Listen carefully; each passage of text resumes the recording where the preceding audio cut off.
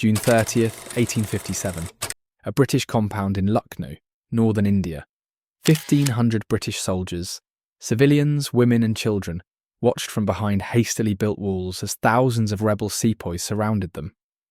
The greatest uprising against British rule had erupted across India, and this garrison, isolated, outnumbered, and running low on supplies, was about to endure 87 days that would decide the fate of an empire. The rebels believed it would take a week, maybe two if the British were stubborn. After all, what could 1,000 soldiers and a few hundred terrified civilians do against 60,000 armed mutineers who'd already massacred British garrisons across northern India? What could one compound do against the rage of an entire subcontinent that had risen in rebellion? This is the story of Lucknow, the siege that saved British India, the defence that should have been impossible, and the day when British discipline, courage, and sheer bloody-minded refusal to surrender proved that walls, rifles, and determination could break a rebellion that threatened to sweep the British from India forever. Welcome to Britain's history. Today we're diving into what many historians call the turning point of the Indian Mutiny, a siege where British rule in India faced extinction and survived by the narrowest of margins. Because Lucknow wasn't just about soldiers fighting rebels, it was about whether the British Empire would survive in India, or whether the greatest uprising since 1857 would finally drive the British into the sea. But before we get to those compound walls, before we watch children dying of disease and women loading rifles while cannonballs tear through buildings, we need to understand why this rebellion happened. Because without knowing what sparked the mutiny and why Lucknow mattered so desperately, you can't appreciate the sheer desperation of what happened when the siege finally began. And if you're enjoying this deep dive into history, make sure you're subscribed. We've got dozens more dramatic battles lined up, each one as intense as Lucknow. Don't miss them. Let's go back to May 1857, when the Bengal Army, the largest of the British East India Company's three armies, erupted in mutiny. The spark was a rumour. New rifle cartridges were greased with beef and pork fat, offensive to both Hindu and Muslim soldiers who had to bite them open. But the cartridges were just the spark. The real fuel had been building for decades. The British East India Company had ruled India for a century, expanding through conquest, treaty, and annexation. They'd abolished local customs, imposed British laws, and annexed kingdoms whose rulers died without direct heirs. To many Indians, particularly the high-caste Hindu soldiers who formed the backbone of the Bengal Army, the British were destroying their culture, threatening their religion, and treating them with increasing contempt. In May 1857, 3 regiments mutinied at Meerut, 40 miles from Delhi. They murdered their British officers, marched to Delhi, and proclaimed the aged Mughal Emperor Bahadur Shah II as their leader. Within weeks, the mutiny spread across northern India. British garrisons were massacred, British officials and their families were hunted down and killed. The entire structure of British rule in northern India collapsed. Lucknow was the capital of Oudh, a kingdom the British had annexed just 16 months earlier. The annexation had been particularly brutal. The king of Oudh had been deposed, his court disbanded, and his soldiers dismissed from service. Thousands of unemployed soldiers from the old Oudh army were living in Lucknow when the mutiny began. They had every reason to hate the British, and when the Bengal army regiments in Lucknow mutinied, these former soldiers joined them eagerly. Think about this for a moment. You're a British civilian in Lucknow, in summer 1857. Your world has collapsed. The Indian soldiers you trusted have turned on you. Massacres are happening across northern India. Your only hope is a fortified compound, defended by 1,000 soldiers against tens of thousands of rebels. Your choice is simple. Try to flee through hostile territory and probably die, or stay in the compound and hope relief arrives before you starve. Most chose to stay. What would you have done? Drop your thoughts in the comments. The British resident in Lucknow, the senior British official, was Sir Henry Lawrence, 50 years old, a veteran administrator and soldier who'd spent his life in India. Lawrence had seen the mutiny coming. In May, when the first reports of rebellion reached him, he immediately began fortifying the British residency compound. He stockpiled food, ammunition, and medical supplies. He demolished buildings outside the compound that could provide cover for attackers. He assembled every British soldier, civilian, woman and child he could reach and brought them into the residency. Lawrence's preparations saved thousands of lives. When the mutiny reached Lucknow on June 30th, the British had a defensible position. The residency compound covered about 60 acres, surrounded by high walls and defended by 32 buildings converted into strongpoints.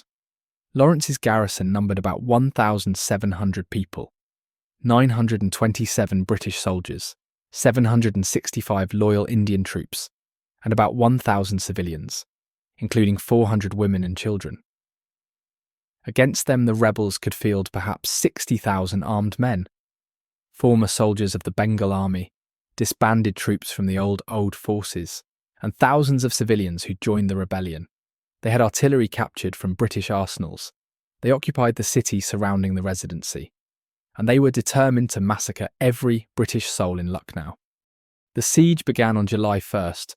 Rebel guns opened fire from buildings surrounding the compound. Within hours, dozens of British were dead or wounded. The bombardment continued day and night, a constant rain of cannonballs and musket fire that made movement above ground suicidal. The British retreated underground, converting cellars and basements into living quarters, emerging only when rebel assault columns approached. On July 2nd, Lawrence himself was mortally wounded. He was standing in a room in the residency when a shell crashed through the ceiling and exploded. Shrapnel tore through his thigh, severing the femoral artery. He died 2 days later. His last words reportedly, "Let there be no fuss about me.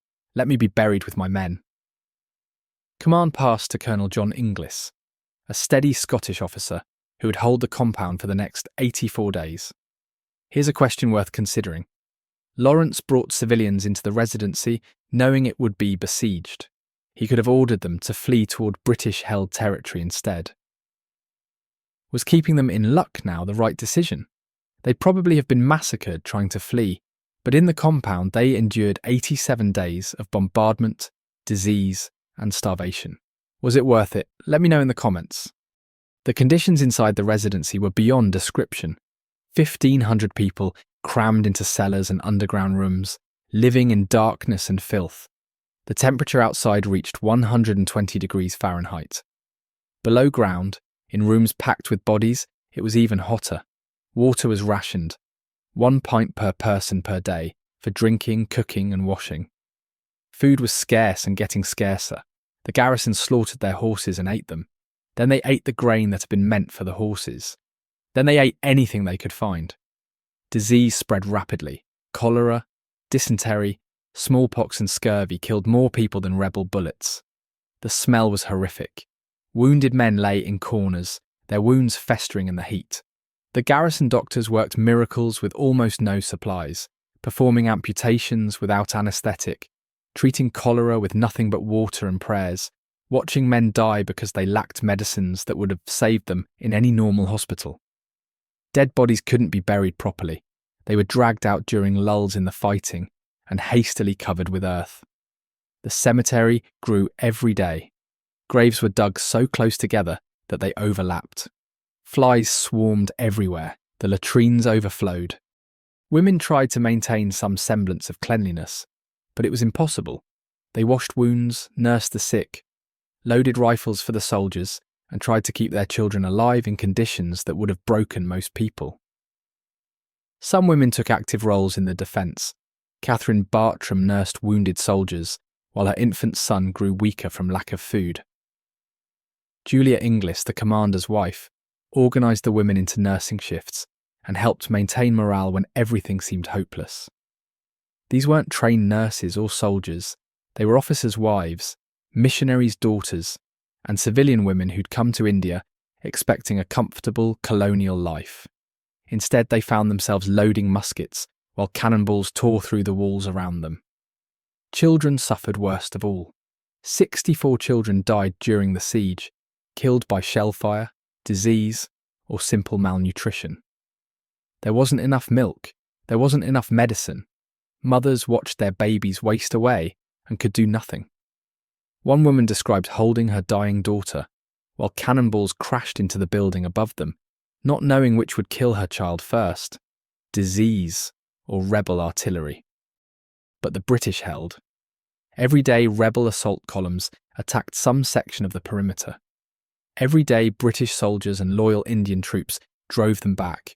The defenders were outnumbered 50-1, but they had rifles, discipline, and desperation. They knew that surrender meant massacre. The rebels had already murdered British prisoners elsewhere. At Cawnpore, women and children had been butchered and thrown into a well.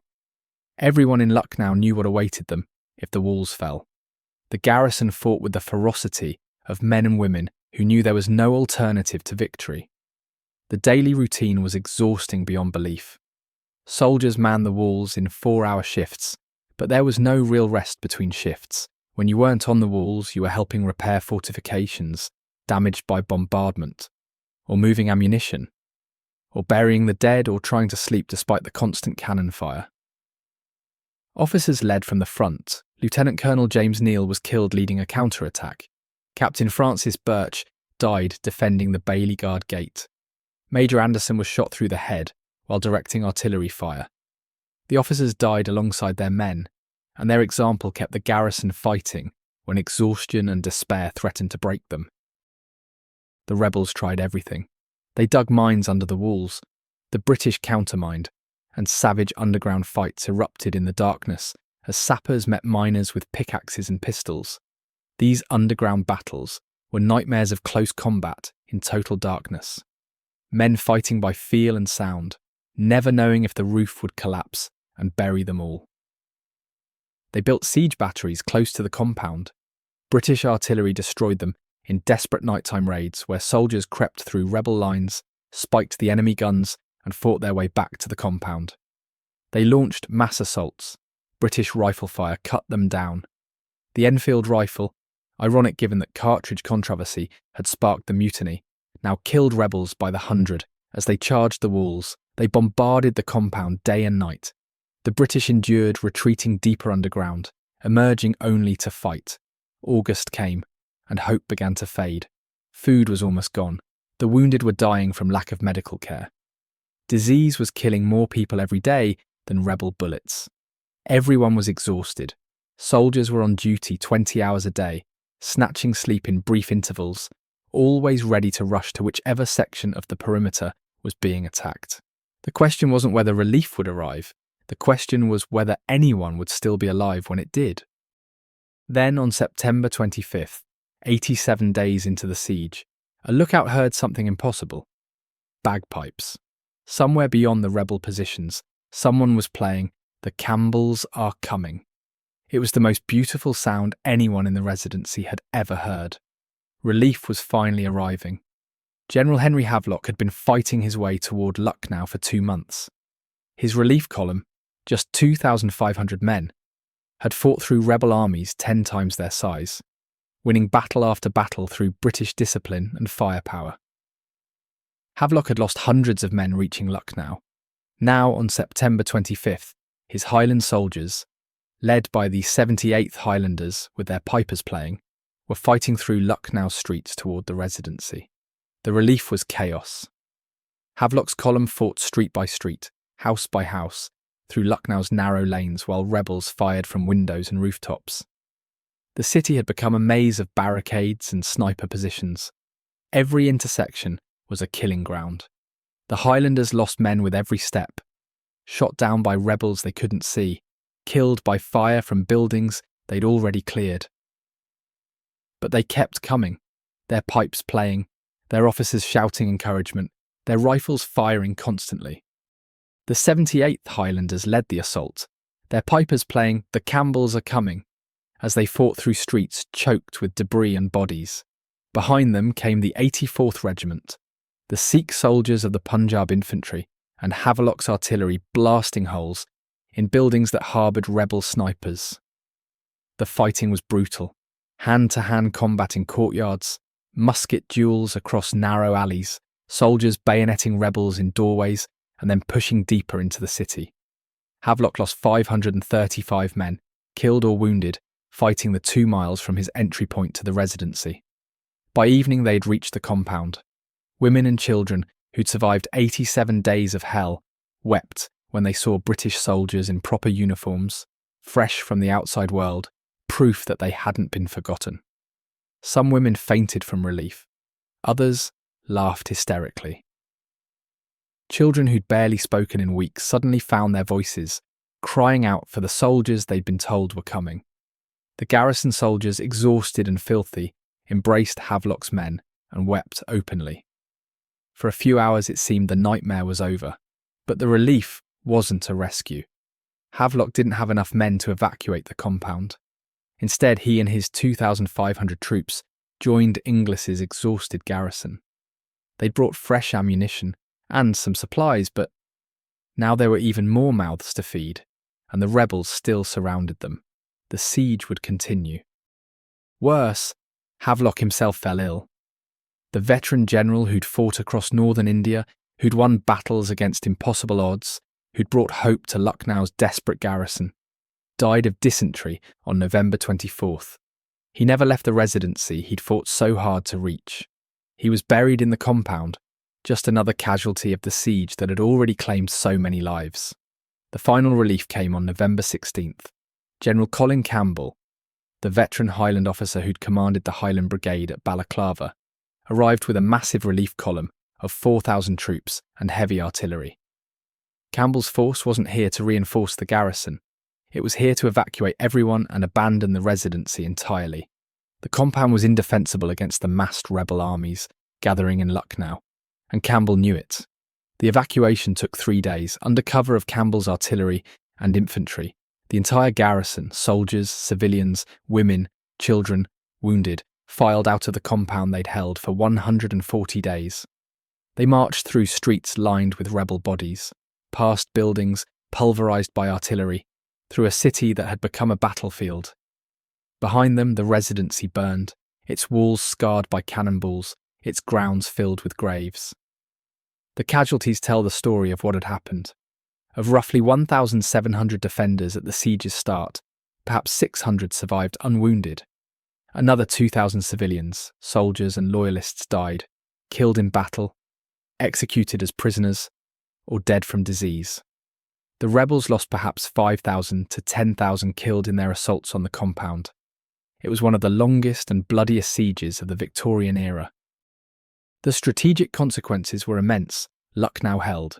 Despite everything, the bombardments, the disease, the starvation, the deaths of women and children, the compound never fell. That resistance broke the back of this rebellion in northern India. The mutiny continued for another year, but after Lucknow, the outcome was never in doubt. The British would not be driven from India. For the defenders, Lucknow became legend. Parliament awarded the Victoria Cross to 24 defenders, an astonishing number for a single action. Inglis was knighted. Havelock, dead of disease, was honoured as one of the great heroes of Victorian Britain. The residency ruins were preserved as a memorial, becoming a pilgrimage site for British visitors to India for the next 90 years. The women of Lucknow earned special recognition.